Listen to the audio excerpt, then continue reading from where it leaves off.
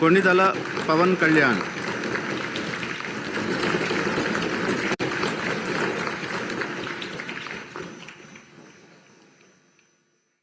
కొణిదల పవన్ కళ్యాణ్ అనే నేను శాసనసభ సభ్యుడిగా ఎన్నికైనందున శాసనం ద్వారా నిర్మితమైన భారత రాజ్యాంగం పట్ల నిజమైన విశ్వాసం, విధేయత చూపుతానని, భారతదేశ సార్వభౌమాధికారాన్ని, సమగ్రతను కాపాడుతానని, నేను స్వీకరించబోయే కర్తవ్యాన్ని శ్రద్ధాశక్తులతో నిర్వహిస్తానని దైవ సాక్షిగా ప్రమాణం చేస్తాను.